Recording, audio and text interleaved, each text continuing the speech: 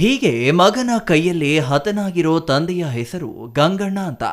ಚಿಕ್ಕಬಳ್ಳಾಪುರ ಜಿಲ್ಲೆಯ ಗೌರಿಬಿದನೂರು ನಗರದ ನೆಹರೂಜಿ ಕಾಲೋನಿ ನಿವಾಸಿ. ಇನ್ನು ತಂದೆಯನ್ನೇ ಕೊಂದ ಮಗನ ಹೆಸರು ಸಂಜಯ್ ಕುಮಾರ್ ಅಂತ. ಅಂದಹಾಗೆ ಬಡ ಕುಟುಂಬದ ಇವರು ಮನೆಯಲ್ಲಿ ಇದ್ದದ್ದು ತಂದೆ ಮಗ ಮಾತ್ರ. ತಾಯಿ ಹಲವು ವರ್ಷಗಳ ಹಿಂದೆಯೇ ತೀರಿಕೊಂಡಿದ್ದಾರೆ. ಇನ್ನು ಗಾರೆ ಕೆಲಸ ಮಾಡಿಕೊಂಡು ಬದುಕು ಕಟ್ಟಿಕೊಂಡಿದ್ದ ತಂದೆ ಮಗ ಪ್ರತಿದಿನವೂ ಮದ್ಯ ಕುಡಿಯುವ ಚಟವನ್ನ ಮೈಗೇರಿಸಿಕೊಂಡಿದ್ರ. ಹೀಗೆ ಕಳೆದ ರಾತ್ರಿಯೂ ಕುಡಿದು ಇಬ್ಬರು ಗಲಾಟೆ ಮಾಡಿಕೊಂಡಿದ್ದು ಮನೆಯಲ್ಲಿದ್ದ ಮರದ ರಿಪೀಸ್ನಿಂದ ಬಲವಾಗಿ ಹೊಡೆದಿದ್ದಾನೆ. ಕುಡಿದಿದ್ದು ಸಾಲಿಲ್ಲ, ಮದ್ಯ ಖರೀದಿಗೆ ಮತ್ತಷ್ಟು ಹಣ ಕೊಡುವಂತೆ ತಂದೆಯನ್ನ ಪೀಡಿಸಿದ್ದಾನೆ. ಇದೇ ಮಾತಿಗೆ ಬೆಳೆದು ಗಲಾಟೆ ವಿಕೋಪಕ್ಕೆ ಹೋಗಿ ತಂದೆಯನ್ನೇ ಮಗ ಕೊಂದಿದ್ದಾನೆ.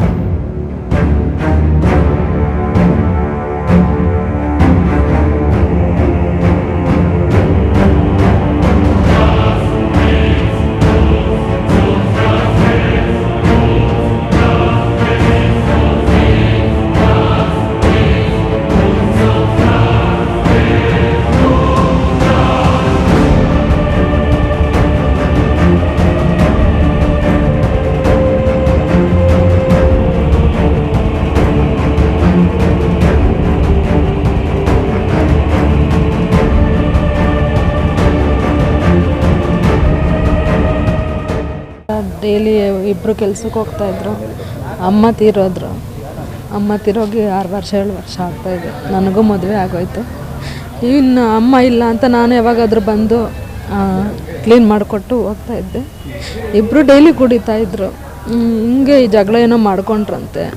ಅವನು ಸಾಯಿಸ್ಬಿಟ್ಟು ಹೊಲ್ಟೋಗವನೆ ಹಂಗೆ ಹೇಳಿದ್ರು. ನಾನು ಮಾಮೂಲಿಯಾಗಿ ಬಂದೆ, ಸಂಡೇ ಬಂದು ಕ್ಲೀನ್ ಮಾಡಿಕೊಡ್ಬೇಕಲ್ವ. ಬಂದು ನೋಡಿದ್ರೆ ಆ ಥರ ಬಿದ್ದಿದ್ರು ಸರ್. ಈಗ ತಂದೆ ಎಷ್ಟು ಜನ ಮಕ್ಕಳು? ತಂದೆ ನೀವು ಮಕ್ಕಳು ಎಷ್ಟು ಜನ ಮಕ್ಕಳು? ನಾವಿಬ್ಬರೇ ಸರ್. ಇಬ್ಬರು ತಂದೆ ಮತ್ತು ಮೂವರಿಗೆ, ಒಟ್ಟು ಇಬ್ಬರು ಮಕ್ಕಳು. ಅಮ್ಮ ತೀರೋದ್ಮೇಲೆ ನಾವು 3 ಆಗಿದ್ದು. ನಾನು ಮದುವೆ ಆಗೋಯ್ತು. ನಾನು ಮದುವೆ ಆಗಿ 3 ತಿಂಗಳಿಗೆ ನಮ್ಮಮ್ಮ ತೀರೋದ್ರು. ಮತ್ತು ಇನ್ನಿಬ್ಬರೇ ಅಲ್ವ ಸರ್ ಇದ್ದಿದ್ರು. ಅವನು ಜಾಸ್ತಿ ಕುಡಿತಾ ಇದ್ದ. ಅವನಿಗೆ ಅಷ್ಟೊಂದು ತಿಳುವಳಿಕೆ ಇಲ್ಲ. ತಿಳ್ದಂಗೂ ಇರ್ತಾನೆ, ತಿಳ್ದಿರೋದು ಥರನೂ ಇರ್ತಾನೆ. ಅಪ್ಪ ಕುಡ್ದು ಅವರು ಕುಡಿತಾರೆ ಜಾಸ್ತಿ, ಇವನು ಕುಡಿತಾನೆ, ಇಬ್ಬರು ಕುಡಿತಾರೆ. ಈ ಥರ ಏನೋ ಕಾಸ್ಗಂತೆ ನನಗೂ ಗೊತ್ತಿಲ್ಲ, ಇಲ್ಲಿ ಯಾರು ಹೇಳಿದ್ದು. ಇಬ್ಬರು ಕಾಸ್ಗೆ ಏನೋ ಕಿತ್ಲಾಡಿ ಹೊಡೆದು ಹೊಲ್ಟೋಗಿದ್ದಾನೆ ಅಂತ ಯಾರು ಹೇಳಿದ್ರು ಸರ್. ಕುಡಿಯೋಕ್ಕೆ ಕಾಸು ಕೊಟ್ಟಿಲ್ವಂತೆ.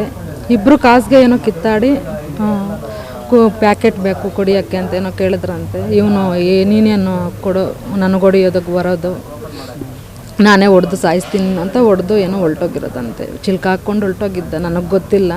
ಬಂದು ನೋಡಿದ್ರೆ ಬಿದ್ದಿದ್ರು ಅವರು. ನೀವು ನೋಡಿದಾಗ ಯಾವ ಥರ ಇತ್ತು? ಬಿದ್ದೋಗಿದ್ರು ಸರ್. ಬೈದಿಂದ ಆಚೆ ಕಡೆ ಕೊಳ್ಳೋದೆ, ಆಚೆ ಕಡೆ ಹೊಲ್ಟೋಗ್ಬಿಟ್ಟೆ ನಾನು. ಸ್ವಲ್ಪ ಸುಮ್ಕೆ ಹೆಂಗೆ ನೋಡಿದ್ದೆ, ನನಗೆ ಗೊತ್ತಾಗ್ಬಿಡ್ತು ಏನೋ ಆಗೋಗೈತೆ ಅಂತ. ಕಿರ್ಚ್ಕೊಂಡ್ರೆ ಅಕ್ಕಪಕ್ಕ ಎಲ್ಲ ಓಡಿ ಬಂದರು ನೋಡೋಕ್ಕೆ.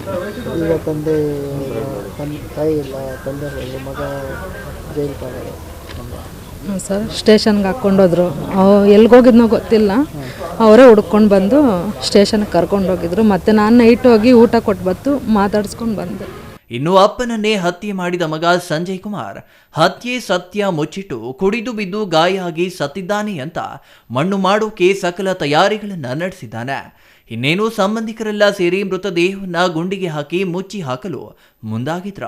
ಆದರೆ ಅಪ್ಪ ಮಗನ ಗಲಾಟೆ ಮಾಹಿತಿಯನ್ನ ಪಕ್ಕದ ಮನೆಯವರಿಂದ ತಿಳಿದು ಎಂಟ್ರಿ ಕೊಟ್ಟು ವಿಚಾರಣೆ ಮಾಡಿದ ಪೊಲೀಸರಿಗೆ ಸತ್ಯ ಗೊತ್ತಾಗಿದೆ.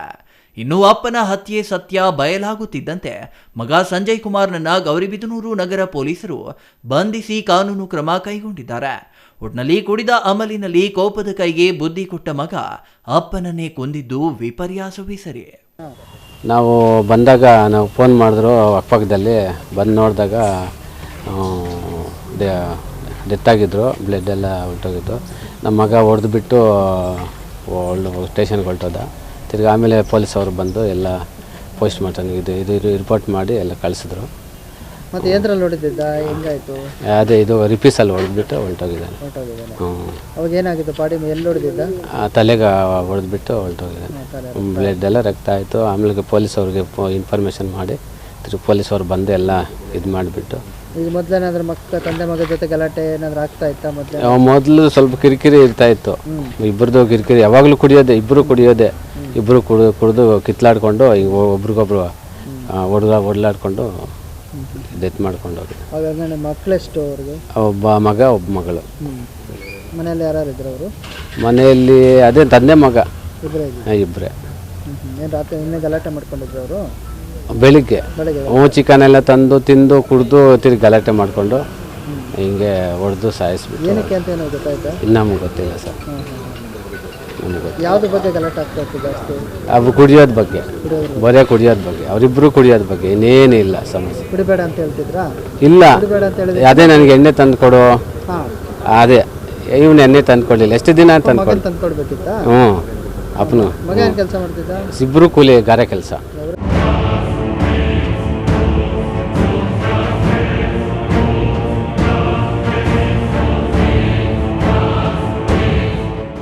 News bureau, CTV news, Chikkaballapur.